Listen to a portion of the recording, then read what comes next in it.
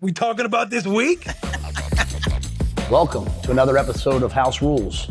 This week, we talk about the incomparable pound-for-pound king, Terrence Bud Crawford, beats Canelo. We talk about the big win over Houston Christian, upcoming Big Ten opener, and our conversation with Bussin with the boy and Nebraska's own Will Compton.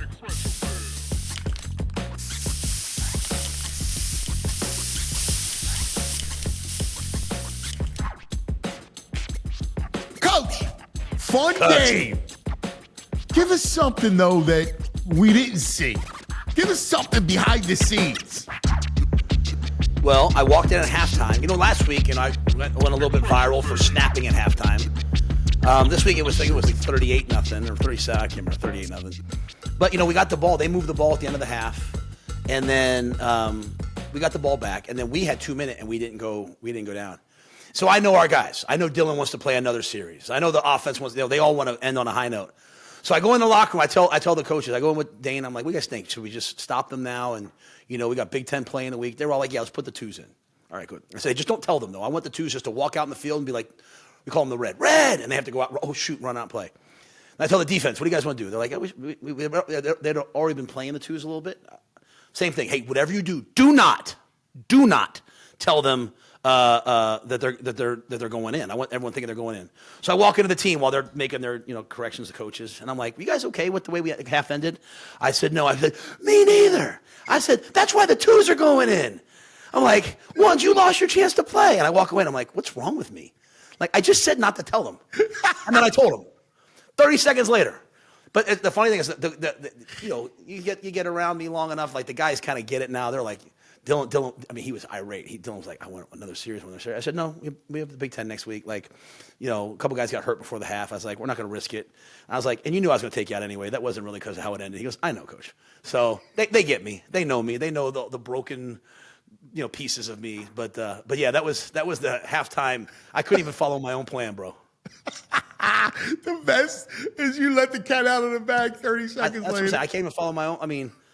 If anyone else did that, I'd be losing my mind. You're not disciplined. I'm like, I'm not disciplined. Well, it was a smart move. Fun game overall. This is a great time for Nebraska, right? You're unbeaten. Volleyball, unbeaten. Bud Crawford, unbeaten. It's a great time to be a Husker. In fact, women's soccer, we have not lost anything this fall yet. Oh, man. I shouldn't even say the word yet. We are unbeaten so far this fall in every sport at the University of Nebraska. And you hit the nail on the head, though. I mean, Terrence Bud Crawford goes out there.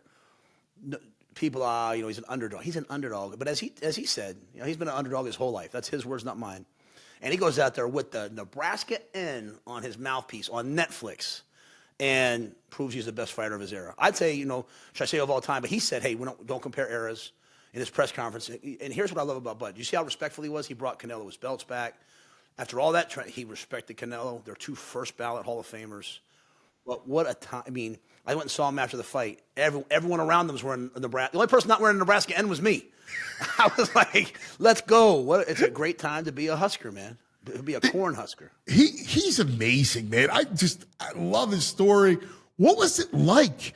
Take us through the day, man. Like, that's so cool. And it was boxing. There's nothing like it. I covered it, right? For Tyson and Holyfield, all these guys. There's nothing like it when it's big fight night. So I went to the Super Bowl when Tom Brady came back against the Falcons. I was the new head coach of Baylor. I went to Game 6 and Game 7 of the '86 World Series. I was there when the ball went through Buckner's legs. It's a true story. I never knew that. I was there. Calvin Schiraldi, it's a true story now. Like, I've had some amazing moments. This was the greatest sporting event I've ever been to. And for a guy with ADD like me, it's like 45 minutes. The closest thing to that, I went to the Savannah Bananas this summer. They put the clock at 2 hours, and they counted down. I was like, they figured me out. Like, I can't watch something for 4 hours unless it's maybe golf. So I loved it. I loved the experience. It starts and ends with Bud, the performance that he put on. But, we finished the game. We came upstairs. I run upstairs. My wife's getting changed. it's her birthday. She had a landmark birthday. I'm not going to say let's just say she had her 21st birthday, okay? And so we're going out there with our athletic director Troy Dan. Happy birthday, Julie. Thank you for that. Yeah, happy birthday, honey. Cuz said it first. Oh no. But so we went out there and came upstairs and getting changed. And I got Corey, our strength coach. I got Wish, and I'm trying, like, how's this look? How's that look? He's like, stop it. So I told him it cost me a bunch of money because he took off his chain. I wear my chain. He liked my chain. He took off his chain. He put it on me. And I got so many compliments that night that Julie texted me yesterday. She's like, we should get matching chains. I'm like, oh, Corey just cost me a bunch of money, bro. So, but no, so we got changed. We flew out there. We had an amazing dinner. A place called Bavette's at the MGM. Went over, first class service. I mean, like, just people taking care of you. Like, went over, supported the guys in the undercard. And then, man, we went up and went to the fight, and then went down to the ring. I'm standing on the ring talking to his manager after the fight. Canelo is 10 feet away from me, giving like his respectful consolation, talk to his fans, because his fans. The guy next to me bet $20,000 on Canelo. So as I'm cheering for Bud, I was like, hey, bro, it's okay. Hey, relax. You're good for it. Like, I hope he's doing well. The woman behind me, there was two women behind me. I gave them my number, which is not what you think. My wife is like, they were the best fans I've ever heard in my life. They were from South Jersey, okay? They were screaming for Bud the entire fight. I said, I need you to come to Lincoln next week, okay? I need you at the game. Oh, that's so cool. I haven't heard from them yet. Hopefully they text me at some point. But no, just amazing atmosphere and because you had two great fighters, you had two great sets of fans that loved this Hall of Fame fight. But after the fight, we go back, we go up to the ring, and then we go back to see Bud. And he's in a golf cart, and he's getting ready to be whisked away, right? And I see him. He looks at me like this, like, oh. And I started walking up to him. The security guard hit me in the chest so hard, like, oof, shoved me out of the way. And Bud was like, no, that's Coach. It's Coach. Come on, Coach. I was like, and you can't look soft. My man just went 12 rounds. I was like, hey, what's up? But it was awesome. And then we hung out for a while, and then, bro, we flew back, landed 5 o'clock in the morning. I called my Uber at 5:15, come back to work, and my wife was like, stop it. At least go home and shower. I go home. I just sit down, fall asleep for like 2 hours. About 7:15, little Leona comes in. Dad, let's go have breakfast and go to work. So we took her to breakfast, went to work. It was a bucket list day. Oh, that's fabulous. And here you are, 7:15, breakfast with your beautiful daughter, and then breaking down Michigan film. That's exactly right. Watch the tape first. Then, and you know what? I got cool players. Like, I asked the players if it was okay if I go. I said, hey guys, listen, I have this chance to go. They were all like, can I hop on the plane with you? But I said, hey, I don't want to be a distraction, and they were like, I'm a Sierra Wright, our starting corner. Great. He's like, wait, you're gonna miss the game? And they were like, no, he's going to go after the game. He's like, well, why are you asking me about what you want to do after the game, bro? Like, do whatever you want, Coach. I'll see you Sunday. But, I don't want to – it's not about me, but to me it's about the state of Nebraska. And like you said, like Bud Crawford, when I needed him, when I called him last year and said, hey, will you come lead us out of the tunnel for Colorado? He was there. So when he said, hey, will you come to my send-off? Me and the players were there. And then when I had a chance to go to this, I already knew. It was not a matter of if, it was when. When he won that fight, I wanted to make sure we were there representing Nebraska and representing him. That's beautiful. What a story. What a guy. And the air of confidence to be the first guy, right? Like, to win a title in that many divisions is ridiculous in that sport. And to have the air of confidence, he was an underdog. And he didn't believe it. He knew he was going to win. And he won, and he won handily. I thought he won closer than the score. Well, it's funny, like in the 12th, I was like, Bud, you're winning. Stop. He's like going hard to the body. Yeah. I was like, bro. And it's like people yelling at me what to call. Like, all right. I didn't know. I don't know what I'm talking about. But I knew he had won that fight. But I think it was a 5th round maybe. He took a stiff punch to the face. Yeah. He smiled. And I was like, oh, it's over. You knew what it was. But, man, this is the same guy who got shot in the head and drove himself to the hospital. I mean, he's just different. The different DNA. Yeah. We call it Husker. He's got Husker DNA. And the Huskers are his team. I just came along. Like, he's a day one, a Nebraska Cornhusker. So I'm honored to be in any way associated with him. I love it. It's just such a great story, and the whole. I'm loving the everything about Nebraska right now is just feels good. So let's keep that going.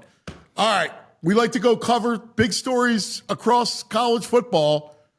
Deshaun Foster, coach, out at UCLA.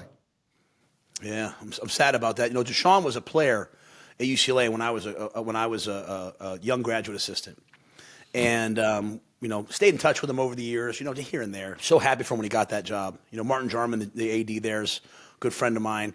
I was a GA at UCLA, as I said, and I finished my master's degree. I finished it at Buffalo, but I love UCLA, and I love Westwood, and just an amazing place. And so, it's a place I want to see be successful. Now, they beat us last year, and it was a devastating loss for us. In some ways, it was the impetus, maybe for, me just taking a step as a head coach. Like, hey, I need to pick this up. But I was happy for him. I remember texting him after the game, like, hey, you know what? Like, I'm not going to let it happen again, but proud of you for what you did. He got his team ready to play. And so just disappointed, that he only got, a year and 3 games, in this new era. Like, to me, we can make emotional, impulsive decisions like, hey, this is not working for the fans, but like, do we have all the things we need to be successful? Is our money right, our NIL right, our roster right, all those different things? I just know he's a good man. I know he's a good family man. So obviously, where I'm at, I hate that. It's one thing when you've had enough time and, hey, I've exhausted it. It hasn't worked out, but it's just such a short amount of time. I am glad it's not, it's their bye week. I know I'm glad it's not the second bye because they have a bye before they play us. There's nothing worse than, you get the new interim head coach and they got all that juice of like, hey, we got to win it for so-and-so. So, yeah. But we'll play them later in the year. But, UCLA is a great program. They have great players. I know these decisions are tough. I'm not criticizing Martin. Like I said, he's a good friend of mine. I just wish I wish Deshaun got more time, and I wish it would have worked out for him differently because I know how much he loves the place. But, I've been on both sides of this thing. You know what I mean? And so I know exactly how he and his family feel. So I hate it for him. Well, this is year 3 for you. In case you didn't know that. That Rhule, year 3, is everywhere. Are you tired of hearing it? Because listen, I know I'm guilty. I've brought it up on our show a million times, but I was wondering, I'm like, is Matt tired of hearing Matt Rhule year 3? Well, here's the deal. I don't want it to be that they stop saying year 3 because we stink, right? Like, oh, so much for year 3. So I don't want to get rid of it that way.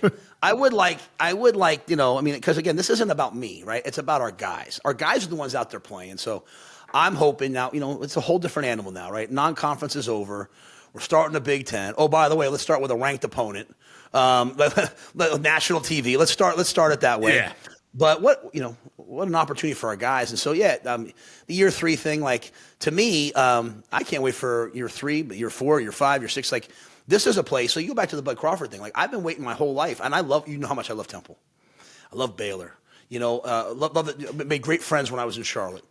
But like, this is a place like you can do things here that you can't do anywhere else. And so this is a place I want to have year 10, year 11. And so I'm excited to get past the whole year 3 thing. But hopefully we win enough that they say, hey, the year 3 thing is real. So we're going to go battle and try. I don't want it to be like, whatever happened to year 3? No, that's not happening. We can't let that happen. Well, I know how much you love it because it's a place where you can take your shoes off and have your feet in the grass during practice. I go out every morning after I finish my work and I take my shoes off. I walk around the grass. I would never do it during practice. That would be maybe right before. I do it right before practice. I'm one of those guys like my Instagram algorithm and like, hey, this exercise thing, this brain thing. And my sports science guy, Mitch, I send him 200 things. And like 197, he's like, no, just go to sleep. No, just go to sleep earlier. No, eat healthier. No, stop. But he's like, hey, this is real. Like, take your shoes off, walk on the earth, let your feet feel the earth, get the good stuff in there, get the bad stuff out, and then look at the sun. So I'm like, you know what? I'm not the healthiest guy, but I'm going to try this. Grounding. Our NFL topic today, because the big story yesterday was the Tush Push. And, man, people just hate it, right? Like, they just hate it. And the Eagles go, well, what do you want from us? Buffalo's tried it. They weren't successful, right? Everybody can try it. We just happen to run this thing better. Yesterday, they run it 7 times against the Chiefs, and everybody from Adam Schefter to all the rules analysts, like everybody's like, I'm tired of the tush push. When that went for a vote this summer, I would have taken every cent that I have and taken it to Vegas and said they're going to outlaw it. But they need the votes. You know, Right. they kept talking about all the injury data. But if you actually look, there's no injuries. So there could be injuries, but there is no injury data. So I was like, this is a clear, like they want this out of the game, right? They don't want, the sponsors, you don't turn the game on to watch people run a quarterback sneak. They want it out. It's funny, so Cam Jurgens is the center. He's a Husker. Yeah. This summer, he's here.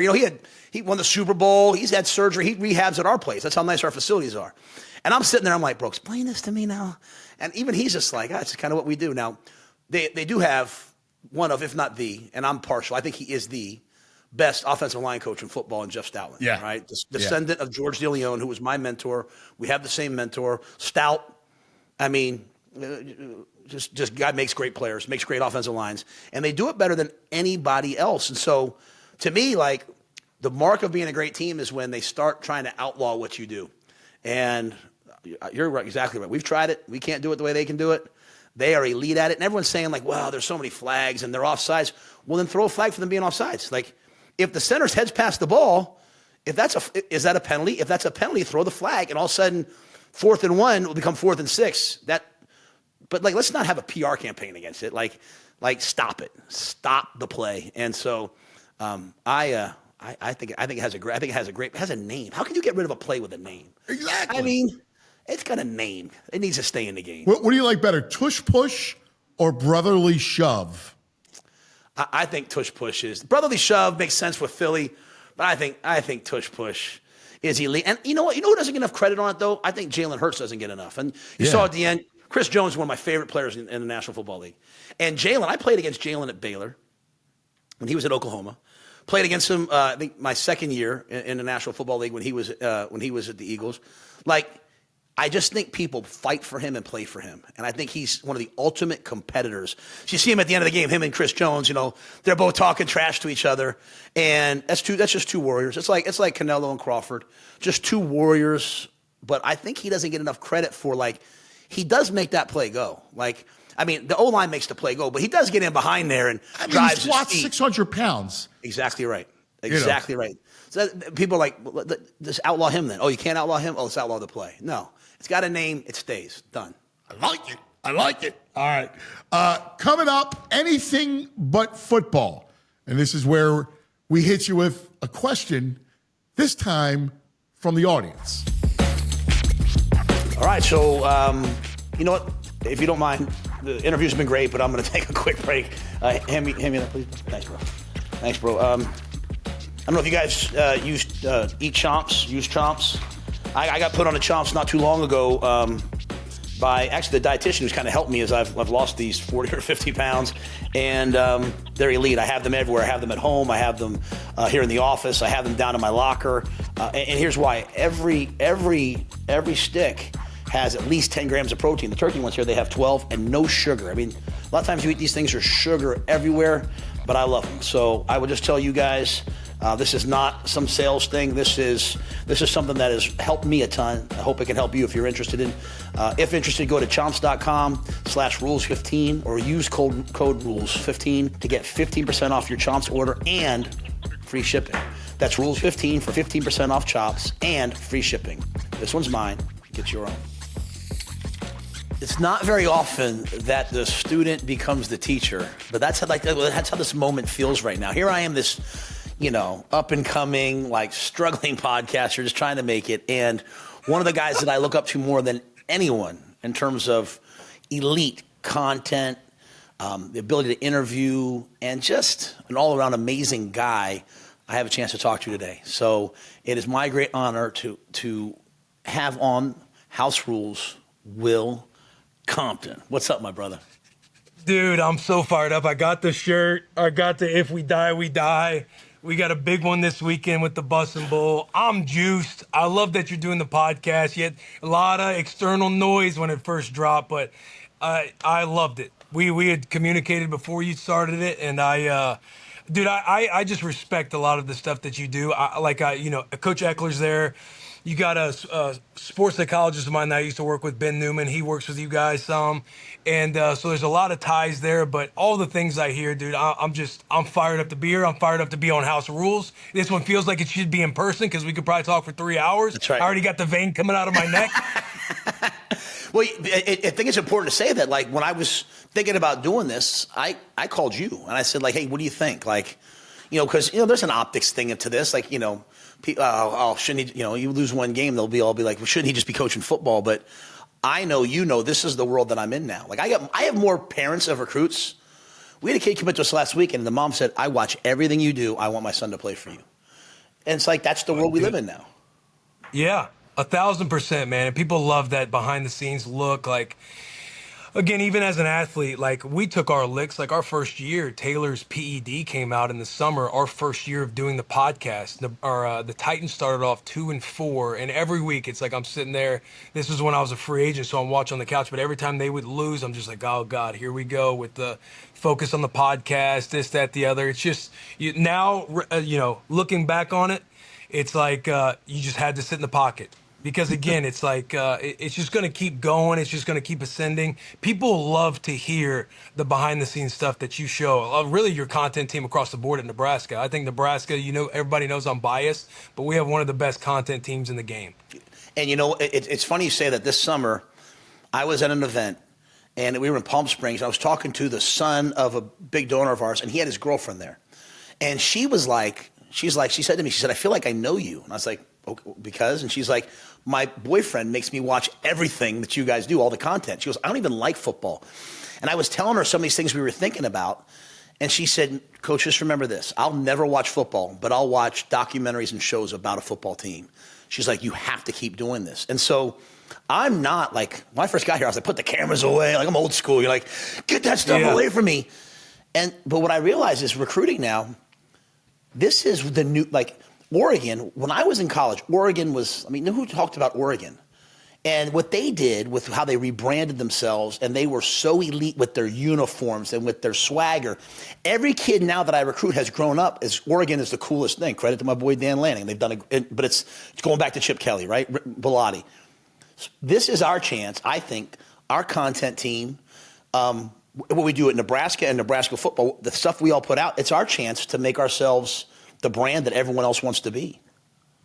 Yeah, and again, it's like even the move with tuning in on the McAfee show every week. It's creating awareness because there's just different games that go on. It's like football's the main thing. The priority is always going to be the main thing.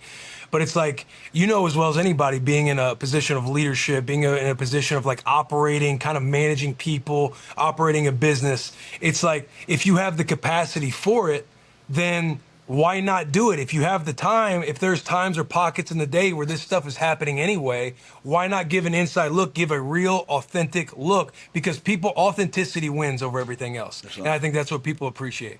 It's funny, on House Rules here, we do a segment every day with one of our players. We did Becca Alec last week, our amazing volleyball player, but we do it with our players. And then the whole deal was like, hey, we're going to get them a little NIL money. Every kid has been like, Coach, I don't want that.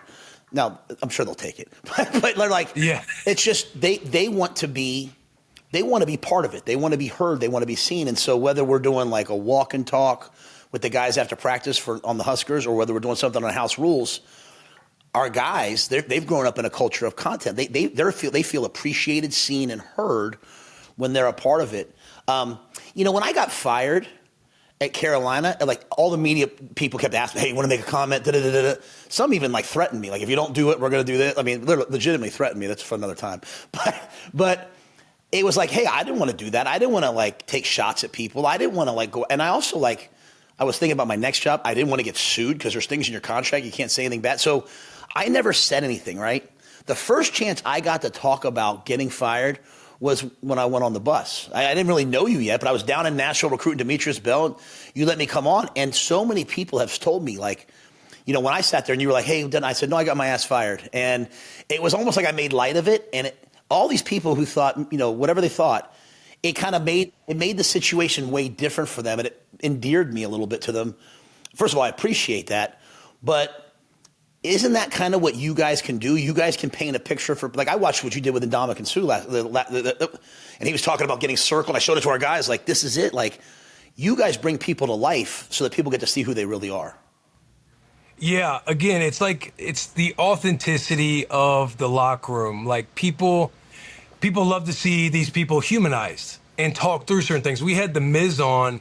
His episode dropped this week, and a part came up where he talked about Sue, and he's like, I thought that dude was an asshole. I actually listened to the conversation, and it was an incredible perspective that I had about Ndamukong and Sue. Because, again, it's like, he embraced the villain role in the NFL, but nobody's really had those conversations with him about everything football related, or hey, whenever you stepped on Aaron Rodgers, or hey, when you were a dominant force, what's it look like to you on the outside when people are saying X, Y, and Z? Because a lot of times in football, the biggest reason we started the podcast is football is the ultimate team sport. You're out there and you're representing the name on the front. You never want to go or make it about the name on your back.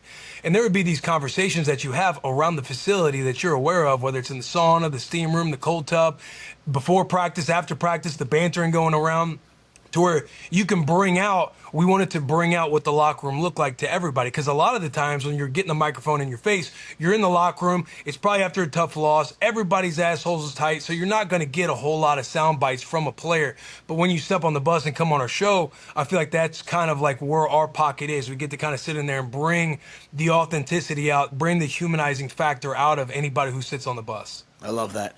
Is there ever an episode you do and all of a sudden your wife or gets, why'd you say this? Why'd you say that? Do you ever get in trouble for anything you've done or said on the bus? Not the amount we've done, like over 350 podcasts. I'm sure there's been a couple. When we went and we interviewed Donald Trump, like that was one. It's like my wife runs a couple she owns Bar 3 studios here in Nashville, to where, you have those conversations because there's going to be so many other people that's going to comment about it, like through her. So it's also putting a little bit of a burden on her that I'm going to do X, Y, and Z. So that was probably the one where we're like having a conversation and talking through everything, because the political world is just a insanely different beast. Yeah. And then she might check me on if I'm getting a little too detailed in our stories. Like we got the For the Dads pod where we talk about being a husband, being a dad, and all those things. So I know she tunes into that each and every week just to like, what's Will saying on here? There's been a couple times I've posted some photos that might, show the house a little too much, to where it's like, hey, you got to keep that in check. You remember when you came to Lincoln and you did your vlog, we did the live show, and then you guys came back to the house, and Julie was like, hey, just, you guys can film in the house. I do not want to be filmed. Like a lot of wives want to be filmed. My wife's like, do not have me filmed. So we watched the whole thing. Yeah. It was 50 minutes, and there's one clip of her, and she's like, call Will right now. Call him right now. I was like, I'm not calling Will right now. But I think the biggest thing that we've loved about you, Taylor, but it's your whole team. Like when you guys come around, like even like we go over to the Rococo, we're hanging out in the green room with you guys. Like my wife can be there. Like you don't associate with any bad guys. Like the spring game, all your people are good people. Is that like one of your key things? Is like, hey, surround myself with elite people, or is it just luck, or how do you build your team? I think you get to know like the whole managing game and leadership game, like operating, like having a business. That's been a very big learning curve for myself, just because not everybody who comes in is going to be used to what I've been used to in my life, which is it's a performance-based business every day, to where, hey, film's out there, let's watch film. Will, your step here. Coach is sitting there talking to you critically when you're sitting in the AC and the whole film isn't coming to life because it might be a hot day in training camp and you're just getting your ass shunned because you're getting a lot of critical coaching, a lot of tough coaching. That's been something that, not that I've been that way, but I've had to really, like, reading books has been super helpful for myself, like on leadership and small business owners and everything else, on how to manage people, how to lead people, how to have one-on-one conversations. But, fortunately, looking back, definitely lucky with some guys, but you've kind of formulated this culture to where we have a lot of high character guys. Like we have a lot of really good dudes that come from good backgrounds, that are just willing to work. They have the competence. They have the just the mindset of wanting to grow in their career, whether they want to be, if they're thinking they're with us for their entire lives, or they're looking at it as a stepping stone. But we've gotten really lucky, and we have an incredible culture. And a lot of the times too, like the reason they feel so comfortable and they love going back to Nebraska is, bro, the people at Nebraska, there's always just like a giddiness grin like on my face when we get to travel to Nebraska and somebody new gets to come to Nebraska, because I know how that this place has embraced myself, how this place is just boots on the ground. There's red everywhere because it's the only show in town. And I'm always like, it's like a college student that's going back home for the first time. There's just like giddiness in their gut, because I'm like, I can't wait till you meet these people, because they're going to make you feel at home. And hats off to the staff, hats off to everybody in Lincoln, because when we get there, it's truly like, hey, it's like you're in your own house with these guys. They treat those guys that way, and in return, they absolutely love the Big Red from it. Wow, I love that. We loved having you guys. We can't wait to have you this week. So let's talk about. We're talking about this week? No, well, not yet. We're gonna work our way to this week, because once we start talking about this week, the vein's gonna pop out in my neck. And, yeah. Well, let's talk about a guy. I'm talking to you, but I never met this guy. You see how can you see this guy? Yeah. Did you at that point, did you ever know the things that you were going to do in the National Football League, and then what you've now built with Bussin, and then for the dads, like what you built? Like, did you have an idea that you were going to do these things? Well, absolutely not. Didn't have an idea that I would do the things and accomplish the things that I have now. Like, there's Coach Bo Pelini was a very instrumental part of my career as a football player and my life as a human being. There's always a quote that was everywhere around our facility that was focused on the process, compete every day. Bo, when his veins coming out of his neck, he talked about, you're not a some of the time guy, you're an all the time guy. We were big on, hey, if you miss class, guys, his assholes were tight in team meetings. We had a GPA, I think, like averaged around, I forget what it is. I don't want to talk out of the side of my mouth. I want to say maybe around 2.5, 3, like 3.0. Bo is somebody that's like, I'm not here to babysit. Like, you don't show up on Saturday and the other days of the week don't matter. You don't show up to practice every day and you figure out ways to skip class or do other things. Bo had this insane ability to instill the process in you.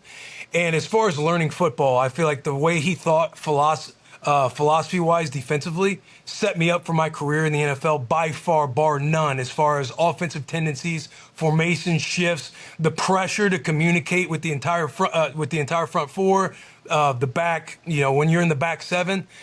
But Bo was just a very instrumental part in my entire journey, to where there's a lot of foundational core principles that I hang on to in everything that I've done, because Nebraska is a very hard place to play. I feel like Bo, as incredible as he was as a football coach, his Achilles heel was being that emotional cat, to where sometimes it seemed like it was the team versus the fans, because there would be so much chatter, and he knew how it would affect the players. But that guy right there that you're looking at, man, this was Bo Pelini, James Dobson. I've had a lot of very good teachers. Coach Eckler was my recruiter. He was my linebackers coach. He took me under his arm, helped me through a lot of tough times, whether it's through surgery or other things going on the field. I've been surrounded by a lot of great people, man, and it was, I tell you what, it's the philosophies of Nebraska is why I had a 9-year career in the NFL, because making it in the NFL is damn hard for an undrafted guy. Oh yeah, I found out it's very hard to make it in the NFL. Yeah. It's so interesting for me. I've never met Bo. I talked to Bo on the phone, early on, and then there was a Team Jack banquet that I went to, and I talked to him there. I talked to him on the phone before that, but you see the intensity, you see like the just the outward appearance of it all. But when I talk to guys who played for him, I don't know that I've ever heard players talk more loyal about a coach than I've heard them talk about, whether it's you, whether it's Prince, whether it's all the different guys like I've been around. Like you guys would take a bullet for the man. Like you guys love him, and like as a coach, that's not always the case. Was it just the passion? What was it that made you guys so loyal to him? You knew he cared about you. You knew he cared about his team. He cared about his players. You'd have individual conversations with him to where he's getting to know you on a personal level.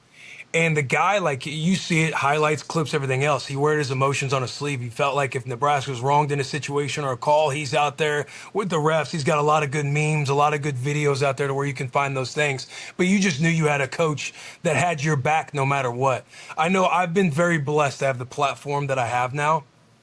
With being such a Nebraska fan and being such a guy who's always trying to carry the flag and wave the flag like for Nebraska.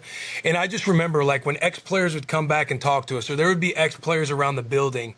And then when the noise gets loud and things are going wrong a little bit, we lost some games we shouldn't have lost. And when I would hear some of these ex-people, these ex-players who was around our culture and around our building, but they're out in the media saying other things or opposite things, like it's human nature to look at whatever's being said, whatever's going on, especially as a young athlete. I was somebody that listened to the stuff that was said, and I just remember thinking like, if when I'm done being a player, I'm always going to be a guy that roots for Nebraska no matter how bad it seems, because it gets really loud when it's bad. And I know the players, knowing myself, knowing my teammates, we were guys that listened to, heard some of the stuff that was said, and I remember how I felt as a player. So I don't know how many guys on the team might listen to things I say at all times, but I'm just thinking if players come across whatever I'm saying about Nebraska, I always want a positive spin on it, that we're still in the fight, because you always are, no matter what point of the season you are. You could be 4 losses in a row. There's still something there to know. No matter what, you got to show up the next day. I'm going to be a guy that's always pushing that boat forward in a time where in Nebraska, it can get extremely negative. And some fans are looking for that optimism to hang on to, because it's been dark for Nebraska football for a long time. So I knew that if I was ever the position I'm in now, I'm super grateful for, because I feel this responsibility to continue to push the boat forward, because I feel like that's the way it's starting to trend. And it's just like we've had to sit in a dark pocket for a while. And I feel like a lot of that started because you saw a coach care so much about having our back that would go out there and argue, say any of the things he needed to say to have our back. I knew how I felt as a player when the stuff was loud and negative and be said. So I feel like it was kind of like that combination. You just knew the guy would die for you. And so it felt that way as a player for him. Like I would take a bullet for this man. That's where if we die, you said if we die, we die. If we die. Buddy, if we die, we die speech. Like, I forget where I was, but I'm on my feet when I'm seeing that. Just juice to the gills. It's funny because, you need content. You need people to have opinions to have it matter. I have said to a couple people in my time, I've said, it's really hard for a young player who grows up looking up to he wants to be I'm Penn Stater, Nebraska, and you're a Nebraska fan, and then the players that you cheered for, when you feel like they're taking shots at you as a player.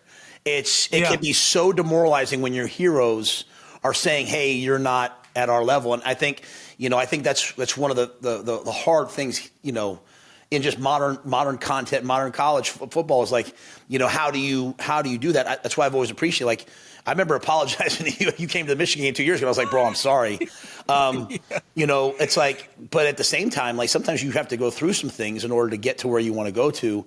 And it's like being negative and being doomsday has never gotten anyone anywhere. So it's like, all right, well, this happened. What's next? Let's attack the next thing. Like when we lost to Michigan 2 years ago, like we went out on the field and practiced next day in full pads with a Friday game. I was like, play on Saturday or play on Sunday. And you know what? Those players that did that, we almost put that video out. And I was like, no, don't put the video out because it's pretty intense. We'll put that video out someday. It'll be like one of those hidden tapes. But yeah, it's those players will always have that memory of that. They'll always be able to say, they'll come back in 20 years. Remember the time we practiced on a Sunday with a Friday game and tackled each other for 2 hours? But like, that's better than just being negative and complaining. And so I know the players here, we all appreciate the way you speak highly about us because you have high expectations. So do we. Now we got to just, we got to go back it up, bro. Got to go do it. And it's like a couple, principles that were kind of locked in a couple quotes that would be locked in my head, like as a player throughout my career, is nobody's coming to save you and nobody cares, work harder. Like no matter how loud the noise is, nobody gives a shit, man. Nobody cares. If you play into it, and I know as a player you can. I've been an example of that myself, to where you might hear something offhand to where, yeah, it doesn't affect you, it doesn't bother you, you can play all the games you want, but it plants this little seed of doubt to where whether you understand that it's happening or not, to where, man, can I make this play? Can I go do that? There'd be times where I'm watching my old high school film just to get some confidence back of thinking like, man, have I always felt like I'm moving this way, I'm playing that way? And the noise can suffocate you, bro. Yep. That's why, like, again, it's for me, it's always like pushing the boat forward. Athletes listen to us, and just all that different juice. Because as a player, like a lot of these things like took over my mind at times. And it's like, how do you get out of it? And a lot of those quotes of nobody's coming to save you, nobody cares, work harder, is like a foundational thing, is like the sun is going to rise tomorrow.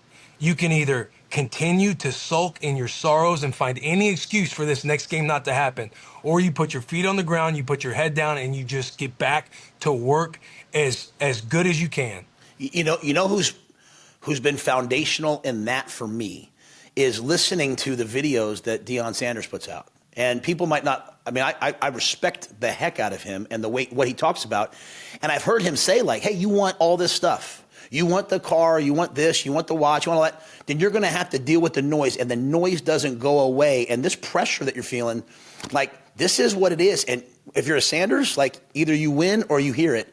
And so I felt like early on here, I was like trying to like protect the guys. And when I realized it's like, it's right here 24/7. So now I'm like, I'm stealing it from you. I basically said to them last week, like, guys, this pressure is not going away. Just deal with it. Like, you're going to have to deal with it. And if you don't like it, win. Play better, play better, play better. My mom sometimes, I love my mom. My mom reads everything. And she'll say, something negative will be out there. And she'll say, well, I read it, but I don't listen to it. And I'm like, Ma, it's toxic. It's poison. This is a game of confidence. If you're confident, you play well. And the minute you start hearing that stuff, you're not. I just think one of my jobs now is, I can't blow smoke, but I've got to affirm guys. Hey, like, trust, have a process you can believe in, attack it. But you're right. There is no one coming to save you. One of the things I respect the most about you, and Ben has shared the story, is you go undrafted to Washington. And he talks about you guys sitting there and you writing down your goals like, I am, and I don't want to speak out of turn, but I'm a starting linebacker for at the time it was the Redskins, right? The Washington Redskins. And then And then 3 years later, I was going to say, no, please. I was going to say, when I'm sitting there working with Ben, and I came across Ben legitimately on Twitter. And, I was big into the sports psychology stuff. Rex Burkhead gave me a book. The way Rex Burkhead carried himself when Coach Bo is barking at you. I know for me, at times as a player, he would be, you have the coaches who are very hard on their guys, and you feel like you have this expectation for yourself to where it's like, am I going to make this play in space? Like, man, I hope I don't miss this tackle. I hope I don't miss this tackle. And sure enough, what you think you become. And Rex always seemed to carry himself in such a way to where one day I remember asking him, like, hey, Rex, is there anything that you've done or read or listened to where you've had the confidence, I guess, that you have? And Rex handed me this book called The Mental Edge by Kenneth Baum. And it's this awesome sports psychology book that I would recommend to everybody. Any player who talks to me and wants to pick my brain, I tell them, hey, read this book. And so I got into sports psychology through reading The Mental Edge my senior year of college. Fast forward to where, you go undrafted and, Nebraska, my coaches, everybody's, hey, you just got to get into camp. You just got to get into camp. All that matters is you get into camp, the rest will take care of itself. Well, you realize when you get to the NFL team, nobody gives a shit that you played at the University of Nebraska and came from Bo Pelini's defense. Like, I'm thinking in my head, Bo's going to have this respect. Like, people are this could be a smart kid. No, nobody cares, man. You're an undrafted guy. If you work out, hey, we found a diamond in the rough. If not, hey, he is who we thought he was. So you're at the bottom of every depth chart. I was 7 out of 7 on our linebacker depth chart. I wasn't even getting work with the threes. I would get to rotate in during OTAs. And I remember, as I'm on the internet, I see Ben Newman, who lived in St. Louis, Missouri, and I just reached out to him. I DM'd him. And so when I came home after OTAs, spent the summer in Missouri, Ben and I every Monday would drive and meet halfway. I lived in Bonne Terre. He was in Clayton. We would meet at this Panera Bread or the St. Louis Bread Company in Arnold, Missouri. And he would start doing the sports psychology work with me because I was just fascinated by it. I'm like, I'm thinking of any edge that I can get. I need to just dive into it. and he challenged me to write like an I am statement. And my first one was, I am a starting linebacker in the NFL. And I'm telling Ben, like, if Washington doesn't work out, there's going to be 31 other teams out there. And Ben stopped me. And he's like, Will, if you want to challenge yourself, you have to believe that you are a starting linebacker with the Washington Redskins.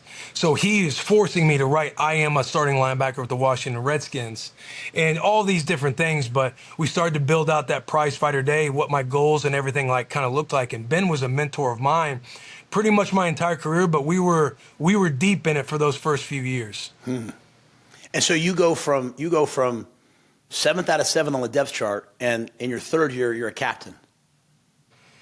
Yeah, that's honestly the biggest honor. Getting to be a captain at Nebraska, getting to be a captain in the NFL is probably my biggest honors, like as a player.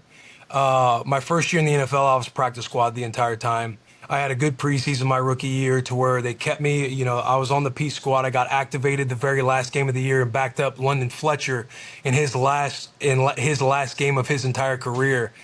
And then the next year when I'm going into camp, being, again on the bottom, since I was a practice squad guy, this being a NFL head coach, I was not eligible to get out of my rookie year because I didn't get 3 credited games. So I had to do rookie mini camp again my second year, and I hated it. I was salty about it, that coaches and people are coming up to me, hey, you got to be here these next 3-4 days while the vets are out, and I got to do rookie mini camp again. But the silver lining and the blessing that came from it, which, again, I was salty in my mind at the time, but the blessing was Washington didn't draft anybody in the inside linebacker room that year. So we drafted Trent Murphy in the second round. He was an outside guy.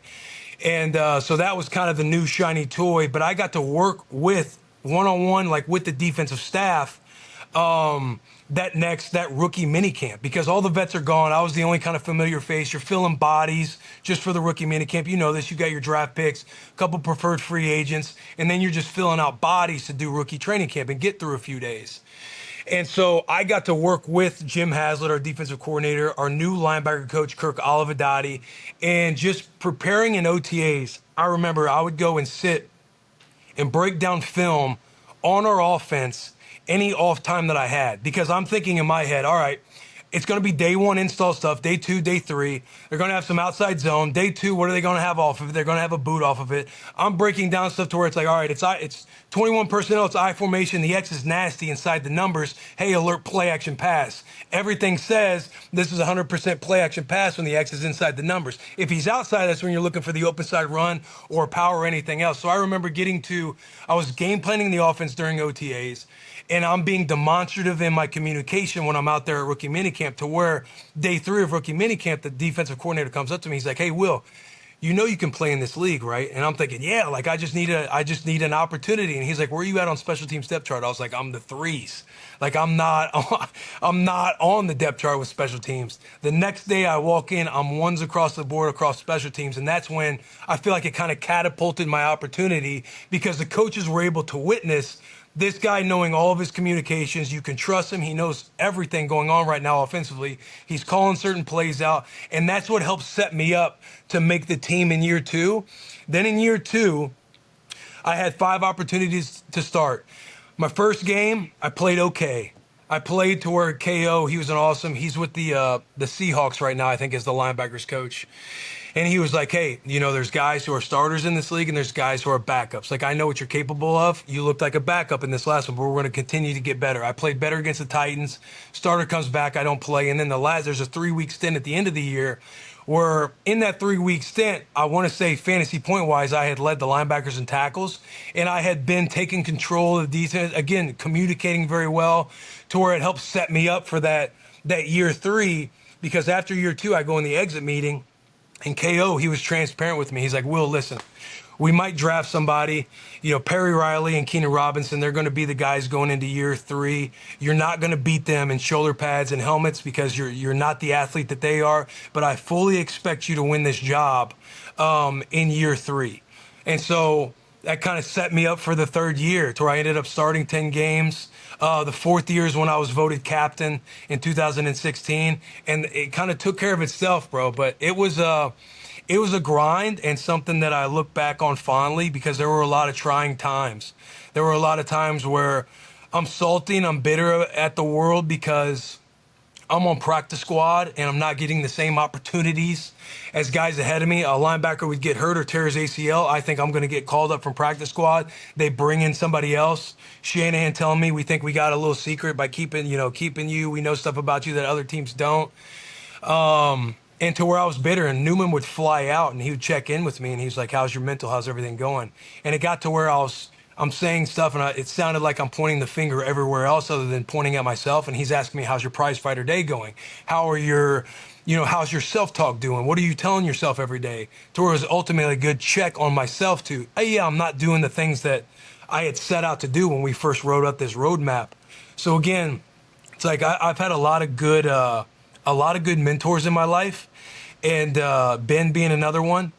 And yeah, bro, that's kind of a really crash course breakdown of my career. But I think it's part of it.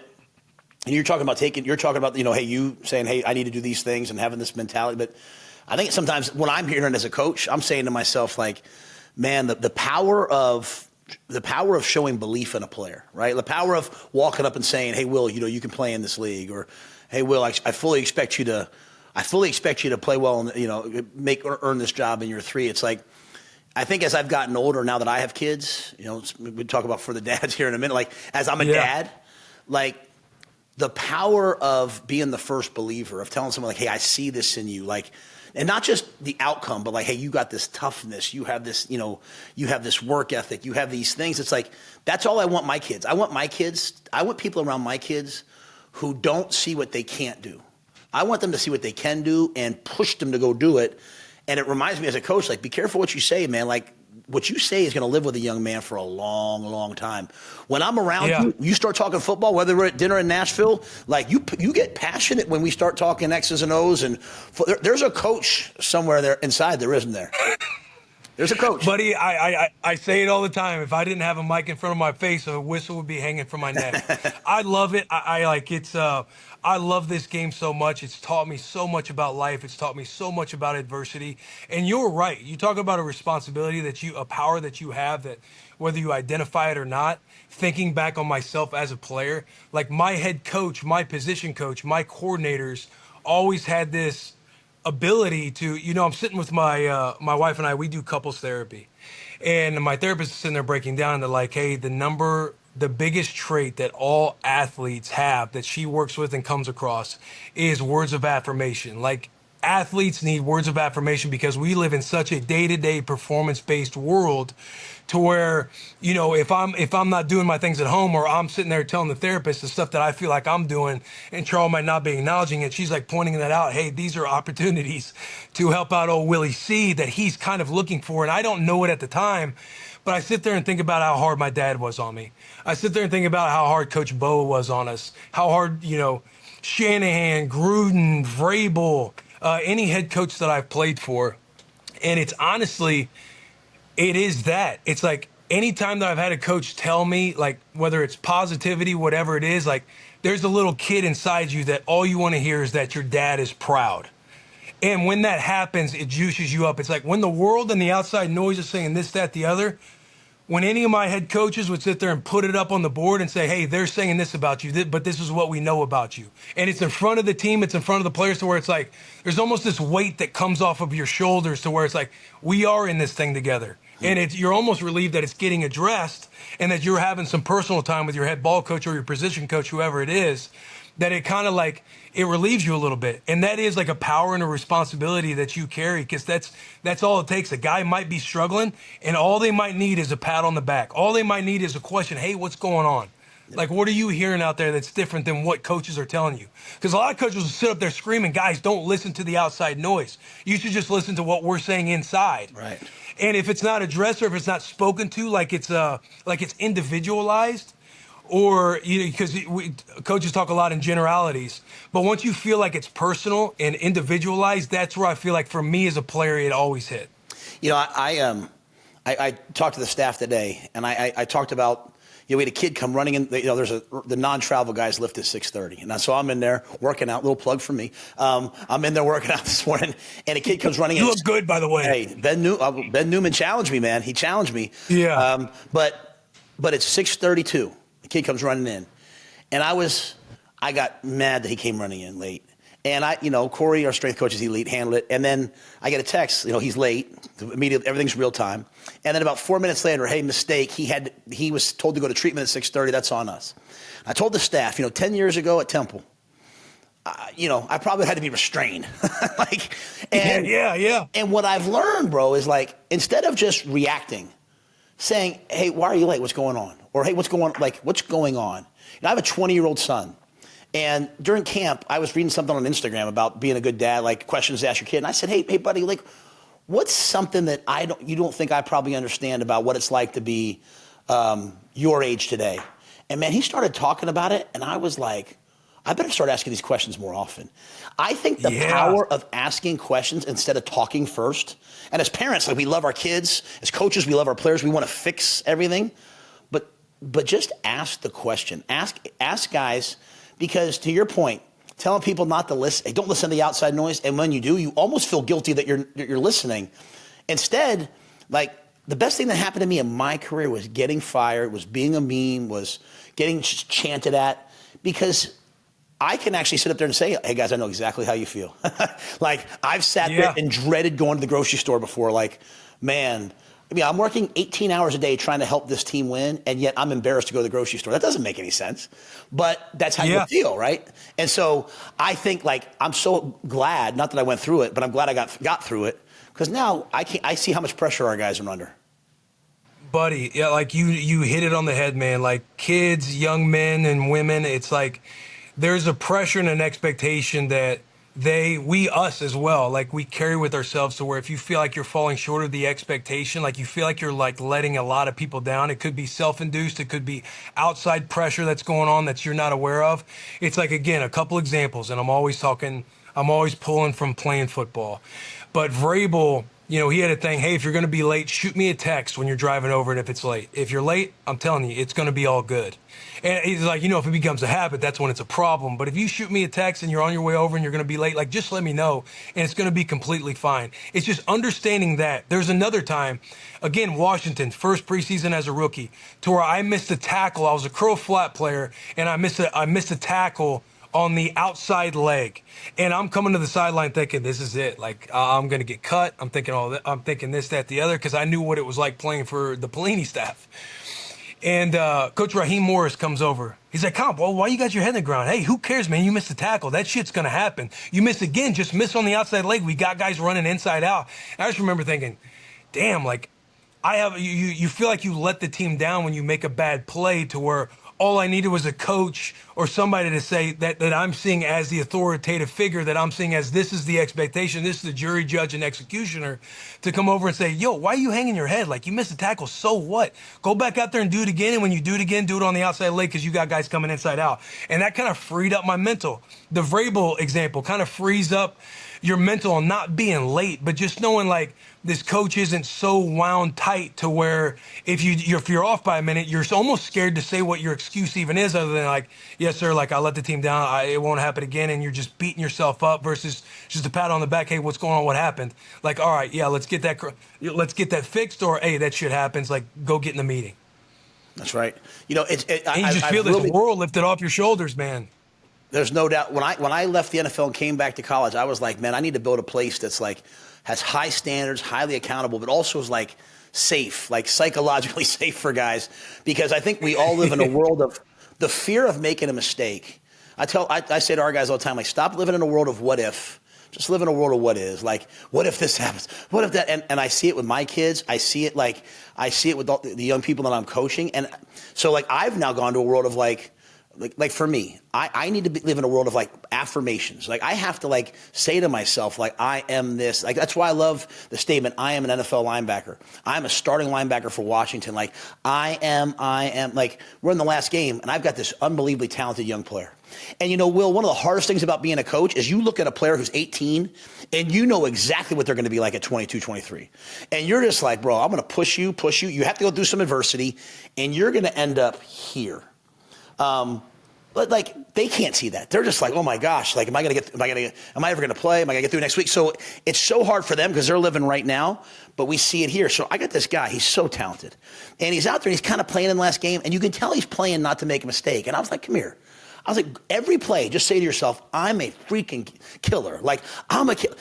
Like, I said, listen, that's the stuff I say to myself. I'm 50 years old. I've been coaching for 30 years, and I still have to say to myself, I'm a killer. I have to affirm myself in whatever way. Hey, go be a great dad. Go.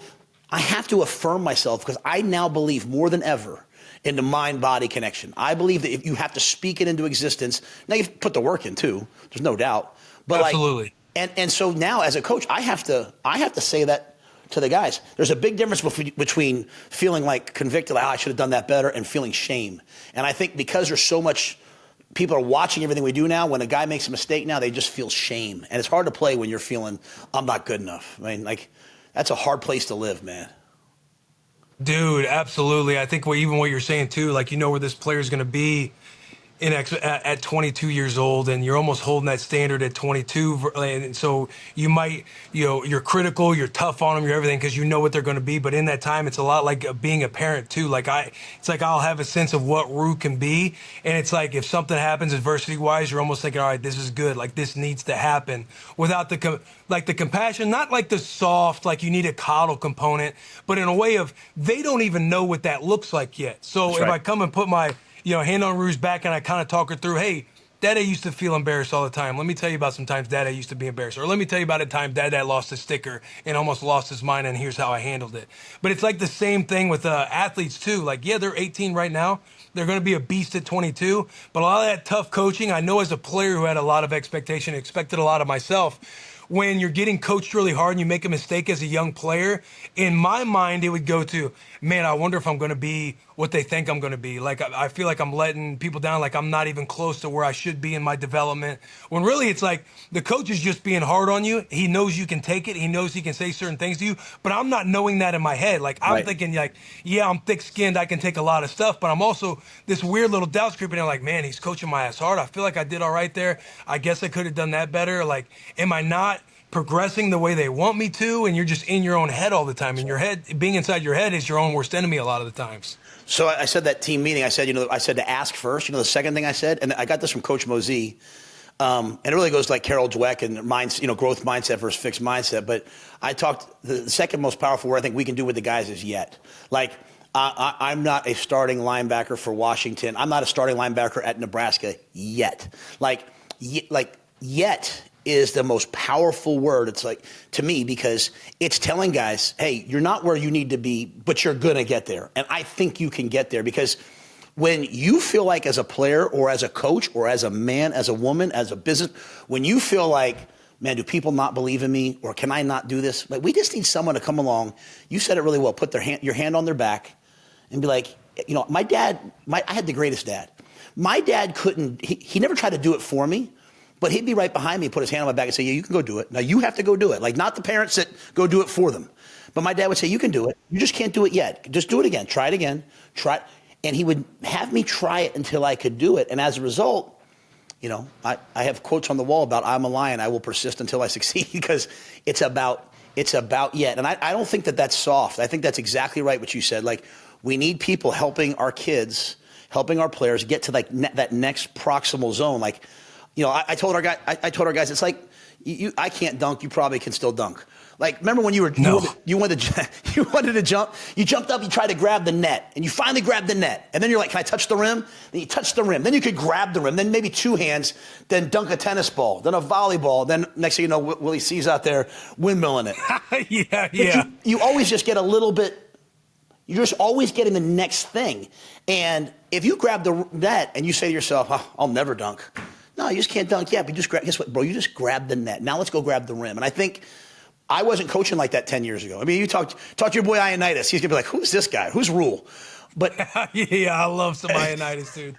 But, I mean, you're right, though, dude. And it's, again, it's not like all about like the words. The work's got to come with it. But it's that patience with yourself. And a lot of the times, like somebody like you yourself as an individual, sometimes it does just take somebody to like put their hand on your shoulder and let you know, hey, bro, don't sweat that. Like, stop putting all this expectation on yourself. Like, that shit'll come. You got to keep putting in the work. Because a big thing too is like when Newman and I were writing down our goals, And I was a big listener of anything on YouTube. I'm talking Ray Lewis speeches. I'm talking Tony Robbins, Eric Thomas, a lot of those speakers out there that are giving little gems and everything else.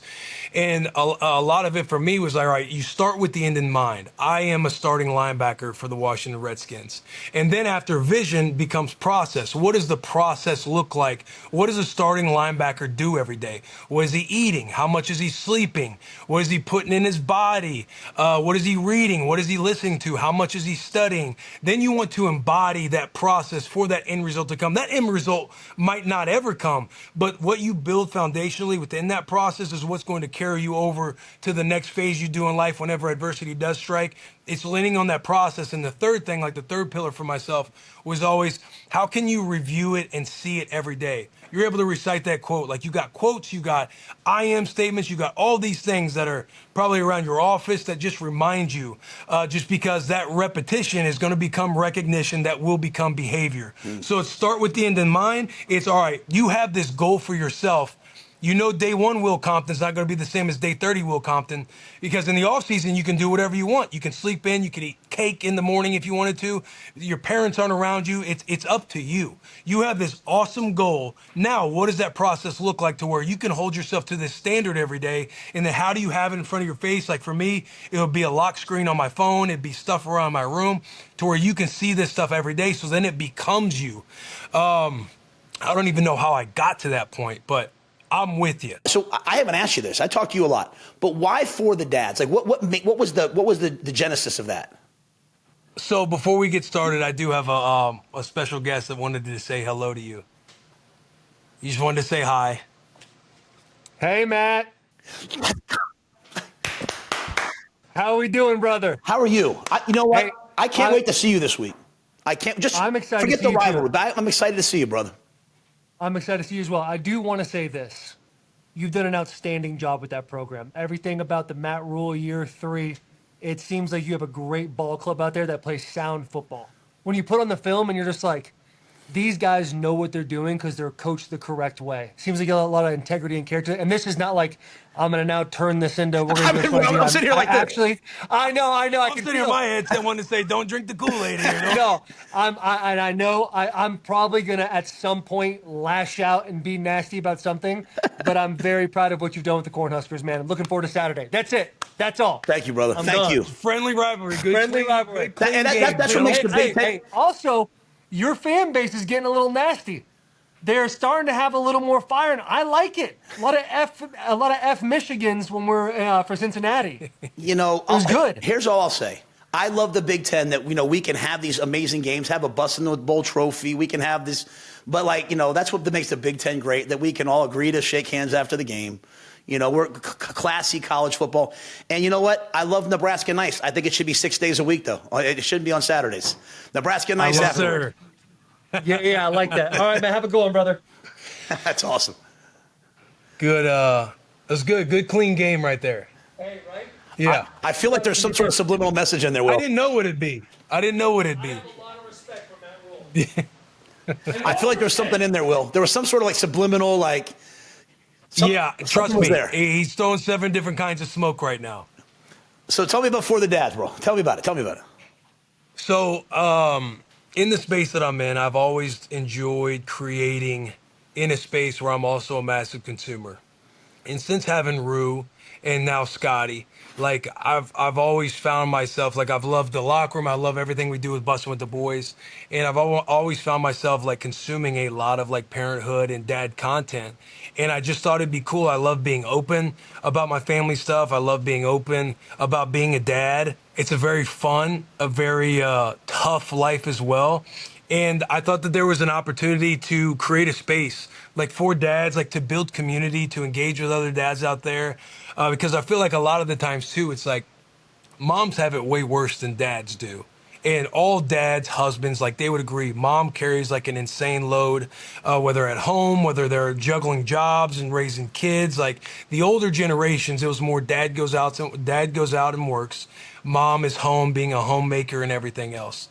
And so I felt like there was a space for dads to share, the highs and lows of being a dad, things that you'd crack a cold one to, lessons that I'm trying to consume and learn, and quotes that I am digesting myself that I would love to share with other dads, because man, and you can speak to it as well. And I almost like can't put it into words how much having little girls has changed my life for the better, for the very hard and sucky parts. And I feel the place I'm in right now, I just feel a huge responsibility to be an example for her, be an example to my wife, and getting to share that with everybody else. Like we've built such a good community with Bussin' with the Boys, and I feel like there's a lot of Papa Team 6 people out there that have enjoyed the podcast, have enjoyed the brand. But we just talk fatherhood, man. We talk about our highs and lows. We talk about our bad experiences, messing up as a father, because nobody's perfect. And if people are going to want to listen to my voice and talk about sucking at times or falling short at times, I feel like there's a relatability factor and an authenticity factor there that dads would like. I know again, being a consumer, anytime I've heard dads speak on hard times, not about being perfect, not about all the things that make parenthood such a joy and it's just love all the time, but when parents speak on the hard times, the tough moments, I sit there in my truck when I'm listening and I'm like, oh, they go through this shit too. Right. Like this happens. It's not me just falling short. I'm hearing somebody else. They feel like they're falling short. And I really gravitated to that kind of content. So I kind of wanted to stand up a brand for the dads with co-host Sherman Young. And he's been awesome. It's been that's been a surprise of knowing what his role was going to be. He just had a little girl as well, in Scarlett, and she's a couple months old. But just build a community, man, and just talk about our wins and losses, talk about being a husband, talk about where we fall short, laugh at ourselves, not take things too seriously, and just let people know that, hey, we're in the same fight with you. I love that. And it's funny, like this is going to sound weird, but when I saw it, I was proud that you did it.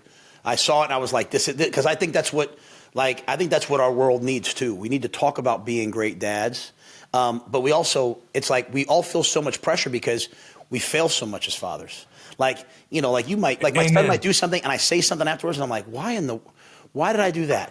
Why did I say that? And like, just like a player sometimes loses their confidence, you can lose your confidence as a dad, or like, oh gosh, I hope he's not in therapy someday. I hope she's not in therapy someday because I said that or I did this. Yeah. And just hearing from people like, hey, let's talk about this, and this is important. I'm fired up you're doing it. I really am. Yeah, and it's like, hey, here's where I failed. Here's how I handled the situation, or handled the conversation with my wife, handled the conversation with my daughter. And whether that's good, bad, indifferent, whatever that is, it's like, somebody could be out there like listening to a situation. And it's like, oh, I went through something extremely similar. It seems like Will came out on the other side. It seemed like he had, let me rewind it real quick and see how he went about it.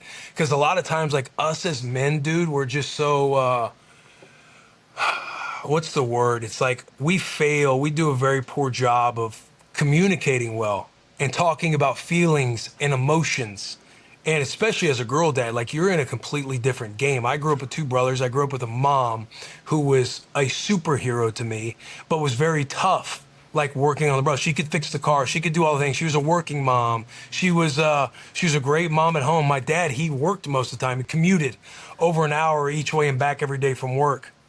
And a lot of those examples, it's like men, we just do such a poor job of communicating and just talking through emotions. When we're just so wound up, we don't know how to communicate, so we just project it and we just react, and we just need to be tough. We need to seem like we're not weak.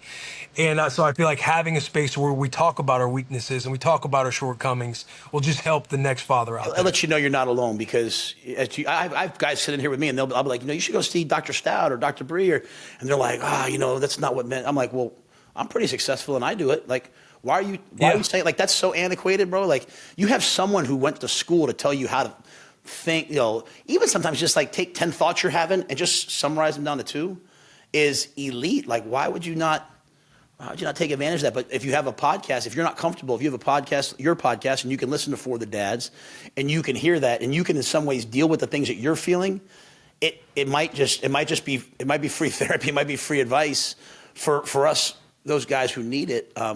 Speaking of free advice, I'm sorry, I was great to see Taylor, by the way. We don't have a Taylor Lewan, but we do have somebody that wanted to say hi to you. And I think it's one of the things on House Rules, we've never done this before, but we like to have some stories about our guests. So I'll bring in the one and the only Mike Eckler.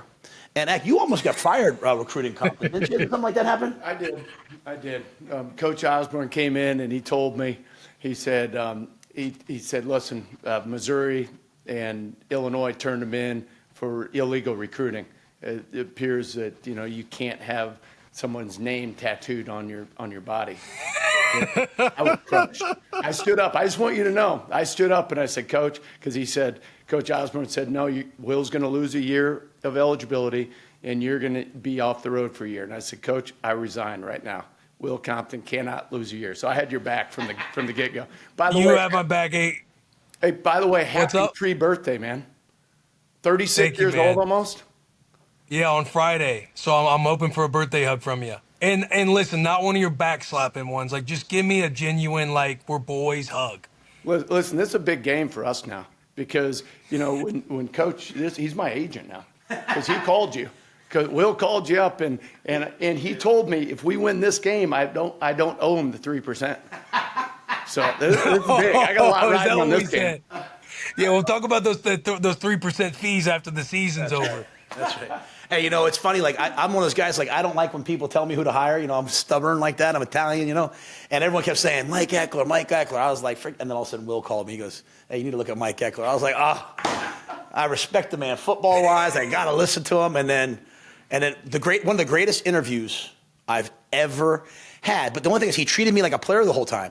So he was like. Because if you ever sit in this meetings, as you know, he's like, we're going to play with what? And the whole room yells, physical leverage, what?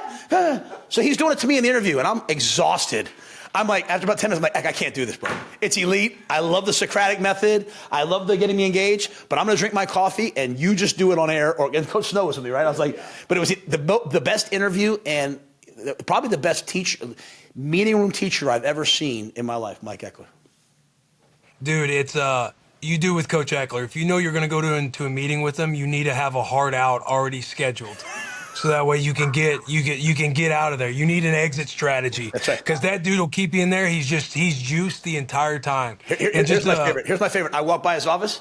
You got to walk by his office. You got to go like this. You got to walk and walk and walk. You got to go like you're looking on your phone. He'll be like, "Hey, you got a sec? You got a sec? Look at this rep on punt return today. Come here. Yeah. You got 2 minutes? 47 minutes later, You're like, all right, we're gonna. No, but the man's got passion. He loves the game, bro. That's the kind of coach you got to play for. His first phone call to me as a recruit was he called me up and he's like, Will Compton, #1 linebacker in the country. He's like, this your new linebacker coach, Mike Eckler. I told my kids that if Will Compton doesn't stay committed to Nebraska, they're not going to have a father anymore, because I'm going to climb up to the top of Memorial Stadium, and I'm going to jump. Those are the first few sentences he said to me on the phone. Then he comes to my school and he gives me this envelope. And, I'm getting recruited. Yeah, I'm getting recruited by him, and he gives me this envelope. He was like, hey, I just want you to know, like, this is, I want you to know how I feel about you. And he hands me an envelope, and I'm sitting there, I'm like, oh, snap, we about to get some money under the table or something? I open it up, and it's a card. I open the card, and it's a stick of gum. And the note on the card just says, there's more where that came from if you come to Nebraska. Well, a stick of gum, dude. Well, I'm kind of like a Northeast guy. Like you say, how are we going to do this week? I'm like, we're going to try. We're going to work. We'll see what happens. And as you know with him, he'll be like, I'm the head coach. He's like, what do you think? I said, we'll try. He goes, hey, coach, we don't WTH. We're not wishing, trying, and hoping. Finally, I said to him, I said, look, bro, I'm from New York City. Like, this is how we talk. Just let me be me. You having a good day, Matt? Yeah, I'm okay. We don't have good days. We have great days. I'm like, I'm having an okay day. Yeah. Like, hey, for the love of God. But I remember calling you about him. I was super nervous just because I talked to Eck, and I'm like, hey, this isn't a move where it's going to be X, Y, and Z. And I'm thinking you only have so many times where you can pull a card and be like, hey, I feel like I can reach out to Coach Rhule and ask about this. I know coaches get bombarded with, hey, you should look at this guy each and every year, because coaches will text me, hey, I know you know this OC, or I know you know this guy from here, I know you know that guy from here, there's a connection here, if I could just talk to him. And Eck was one to where I'm like, hey, if I'm going to put I told you, I was like, I will put my reputation on the line. If this doesn't work, this is 1,000% my fault. If you could just give him 15 minutes of an interview, you don't have to hire him, you don't have to do nothing, just a phone call. My entire reputation is on the line for Mike Eckler. No. And sure enough, he knocked it out of the park. Yeah. He didn't bring me any gum on the interview, though. I don't know. I mean, He's lost a step. All right, deuces. See you, brother. All right, we're going to wrap up. Friday, birthday, coming to Lincoln. What do you think about Saturday? How you feeling? I feel confident, man. I feel, it's one of those games to where, again, I think about Nebraska as the logo, as the brand. In the last, really since, I guess, the Pelini era, I know we had some early success with Coach Riley for a second, but really since the Pelini era, it's been down. And we hired you, or Nebraska hired you, and it's like, everybody talks about the culture and everything else, and slowly but surely you've felt, you've seen, you've witnessed. We were in a spot last year where I think we started, 5-1 and kind of went on a losing record on the back half.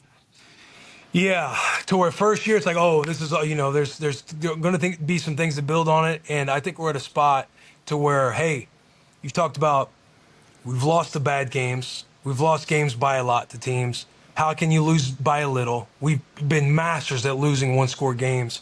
You made big plays. The team made big plays against Cincinnati when the defense needed it. It's like turning on the tape, tell us we can't stop, tell us that Hartzog, you can't make the play. He gets a defensive holding call, keeps his competitive composure, and goes up and seals the game at the end. The second quarter, when Backer jars the ball loose just to get the ball back and go in and get some points before halftime. A field goal kicker, we didn't even attempt a field goal over 50 yards last year, and he bangs it in from 52. Just all of those little things to where the it's like you just feel it starting to turn. And I know I'm speaking for everybody. I know I'm a delusional Nebraska fan, but handling business against these easier opponents where the standard's been the standard no matter what lineup is on the field. Like you look at last year, we played Georgia Southern tight and lose it, pissed on our leg with a couple of those teams. But even the easier teams last year, it's like, okay, you might put up 30 on them in the first half, but it might only be 7 to 14 points in the second half because the guys let off the gas in the second half. Here, it's like you've seen such a product and such a culture take over, and the standard is standard no matter who's on the field. To where I'm juiced, I'm excited because this is the first test. They got a hell of a quarterback in Bryce Underwood. It's a team that can run the football. It's a team that can play good defense. It's a team that was in the game with Oklahoma, who's one of the better teams in the country. And what a privilege it is to get an opponent like that right now when we kick off conference play. I'm fired up. I'm sure I'm going to get overconfident by the time the game comes. But it's been one of those, this confidence, this nerves. It's like how I felt going into Colorado last year. This can be where you tip the boat and really show up in a big way at Nebraska. And your boy is fired up. Again, I don't have all the right words right now, but just know that your boy is juiced. I think it's a massive weekend for the program. I remember when I was out of work and the job was kind of open. There was a couple of jobs open, so every weekend we would watch. Colorado was open. We watched Colorado, Arizona State, Wisconsin. They were late. Jim Leonard was the interim coach, but I would watch Nebraska. And I remember watching the Nebraska-Wisconsin game at the end of that year in 2022. And I remember just wasn't a lot of juice at the game, right? And so even last week, and this is not about me. This is just about the whole fan base, everyone that works here, what Troy Dannon's done, our players. To have a game like this, like a team that won the national championship 2 years ago, to have a game like this with this much excitement and this many people coming in, it's like what we wanted to bring to Lincoln. We wanted to bring expectations. We wanted to bring juice, energy, big games. And even last week against Houston Christian, the fan base, the students, a lot of them left at halftime. And so I was talking on the radio this week. I'm like, good. I want the students to come to the game, watch us beat someone by 50, leave at halftime, go hit O Street, have the time of their lives. I want these kids going to college you go to the football game and you expect us to win. And so, it's a great team in Michigan. I think we have a really, really good football team. I love this team. But I'm just proud of all the guys that were there in year one, the Giffords, the Ty Robinsons, the Reimers, the guys that have been battling to get us to the point where we're not an afterthought. We're not a joke. We're not I tell the guys all the time, Jacob Reese said it in 19 whatever. First they ignore you, then they laugh at you, then they attack you and try to kill you, and then they build a statue to you. There's stages of building something. They ignore you, they don't even pay attention to you. Then they kind of laugh at you, then they start coming after you. And we're in that stage right now. And if we'll just persevere and grind through it, you, me, players, the fan base, everybody stick together and grind through them. There's going to be ups and downs. But eventually, we want to build a statue, not to me, not to this, but like we want another statue here. And so I'm excited to see you. I'm excited for the game. And I'm excited to see what we're going to continue to build ahead, brother. Yeah, I think we learned a lot about the boys this week. This is a game where it's like you're gonna get hit in the mouth. Like that's gonna happen at some point in the game, and it's that don't blink mentality. Hey, listen, we got to play these teams the last 2 weeks. This is where you get to understand what you're actually made of. It happened in Cincinnati, but again, that's week 1 football. That's right. It's like I'm sitting here. It's like you got a formidable opponent with the Michigan Wolverines. It's gonna be a fist fight.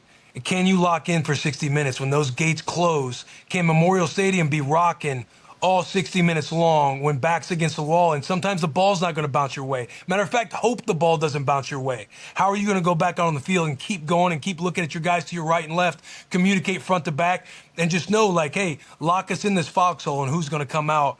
Who's going to come out after the game? I feel like, dude, I'm so juiced. I'm fired up for you. I'm fired up for Nebraska fans. I feel like there's the feel. You can feel it. Again, talking on the hype videos, which I love doing, by the way. But you feel an expectation coming now with Nebraska a little bit. People talking a lot more. There's pressure. Oh, we didn't do X, Y, and Z. We kind of looked a little like I'm surprised we only won by 3 against Cincinnati. It's like let people keep talking because we haven't been talked about in a minute. And this pressure is what you want. You want it no other way. This is why you come to the University of Nebraska, to prop up big games when Michigan comes to town. This is the spotlight you want to be in. Man, you're a coach. Hey, I've been walking the guys before the game. I'm like, guys, I don't have a pregame speech. I'm going to show you this video real quick. Bang! Say something. Yeah. That's exact. But no, you're exactly right. First they ignore you. Then they laugh at you. Let them say what they got to say. Then they start to attack you. Let them come. That's where we're at. The one, the only Will Compton. Yeah. I don't want to get in trouble. I don't want to get in trouble with Rhule. I don't want to get in trouble. I've pulled you for a long time, but I can't be more grateful, man. And I tell you what, I can think of no better person to stand front and center and take on all the bullets for this university and for this football program than what you've been doing. We're going to work our tails off to make you proud, brother. Brother, I'm ready to go. I'm always going to be there. I love you guys. I appreciate you guys. You guys have been great to my team. And, hey, face paint's going to be on. I'm ready for more this weekend. Appreciate you, man. That's it. Thank you, guys. Thank you. All right, Coach, anything but football. And today a little different because we got a lot of questions from the audience. People love the show. And so this is an interesting one. Canadus3 says, Coach, love the show. As an organization builder, right? And he's somebody that does well in business, in nonprofits. He said, I'd like your advice on getting people to give more discretionary effort. He said, we align in vision, in mission, in values, ensuring people have transparency and to the directives. You say, like, what you do is you have everyone there giving their best every day. What secrets do you have? Well, I think the first thing is you have to say to yourself, people who don't want to give effort, you can't make them give effort, right? So I think like not wasting your time. Coach Belichick, they always talk about the rule of thirds. A third of your team is highly engaged, a third of your team is not engaged, and a third of the team's in the middle. If you spend your time talking to the bottom third of your team, the middle part actually wants the attention and will be like them. If you spend your time praising the top third, the middle will be like them. So don't waste your time on the bottom part, right? Now, the Gallup poll, like that a lot of that comes out of some of that stuff to the strength builder and all that comes out of the University of Nebraska and our business school. And I read a lot about that. And there's a lot of people that are just disenfranchised. What I think is really crucial is that you set a vision for what you want. You set expectations and standards for what you'll accept and not accept. But you have to let people, and this is where I've grown, you have to let people do what they think they need to do. If people feel like, okay, I know what the objective is. Okay, coach wants this or the business wants this. If you're always stepping in and saying, no, don't do this, pretty soon they just become workers.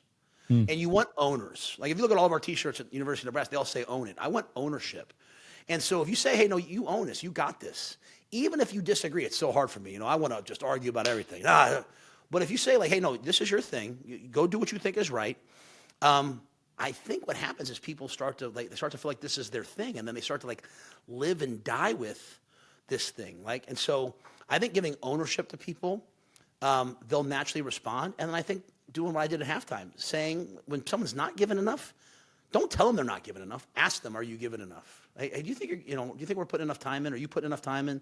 I think people inherently know, and a lot of times we just get frustrated with like, we want to give more, we want to do more, we just don't know how, or we're struggling. And I think it's asking people, like, what can I do to help you figure this out? Or what can I do to, really, if you want them to own it, you got to own it too. If the people working for you, the people playing for you, the people you work with, if they're not completely bought in, I look at that as a failure on my part. So I have to not give a big speech, not put something up on the walls, not do a PowerPoint, but go sit one-on-one in their office, not mine. That's one secret I've learned over the last couple of years. Just go sit in someone else's office.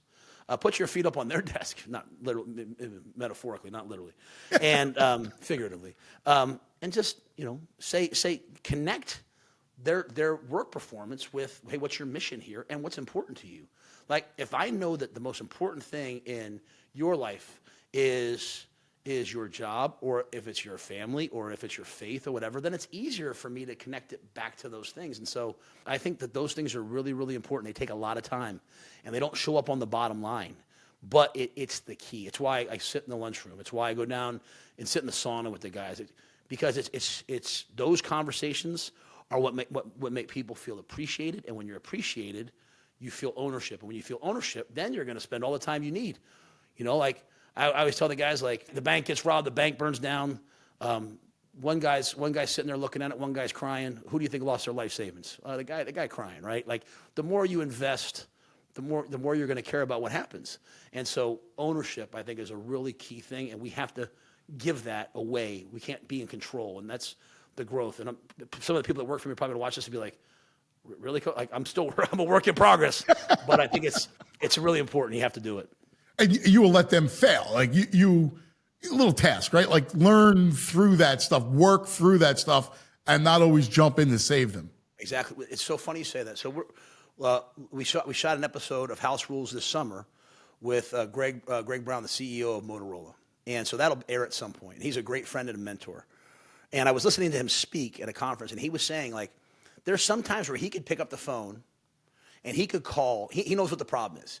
And he could call, and he could get something done in 30 seconds that they need done. But he won't do it. He makes his vice president or whoever has that, he makes them work on it. And it might take 2 or 3 days. But that is their job. And he cannot take away from them the ability to do their job. Even though he knows he can do it faster, because then he'll consistently do that. The reason why he can do it in 30 seconds is because he had to do it for a long time. And so I think for me, I think we all, like, we want to be fixers, right? We want to fix this, fix that.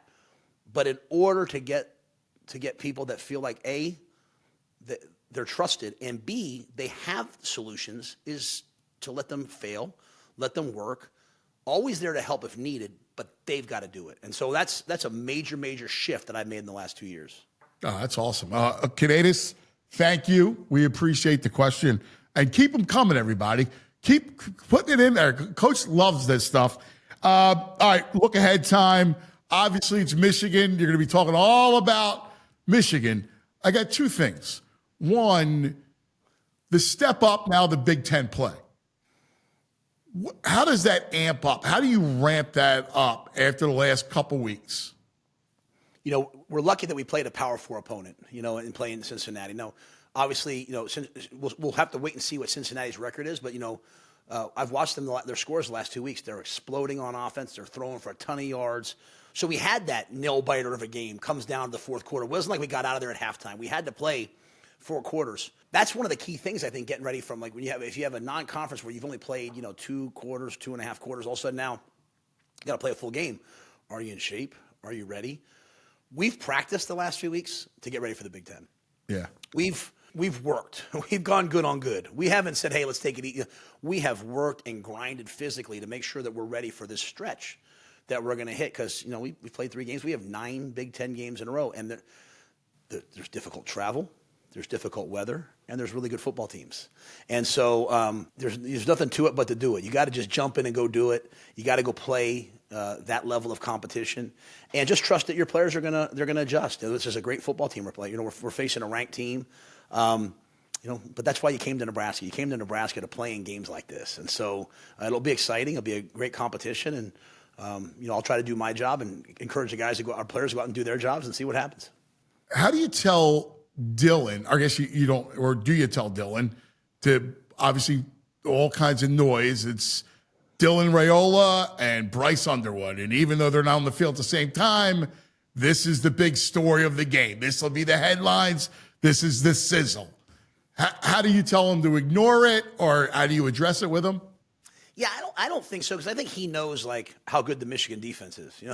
This is a top 25. They have a top 25 run defense. This is Wink Martindale. This is they get off the bus and they're pressuring you. This is an elite defense with an elite defensive coordinator, and Dylan understands it's him making the right check, him executing the right plays. It's him throwing the ball to the right guys. It's just that. Content needs those storylines to get people interested. But the football part of it is just, hey, how well can I play each play? And so I trust Dylan. I think the great thing is he's played in a bunch of big games already here. He's played in a bunch of big games in high school. He grew up in a football family.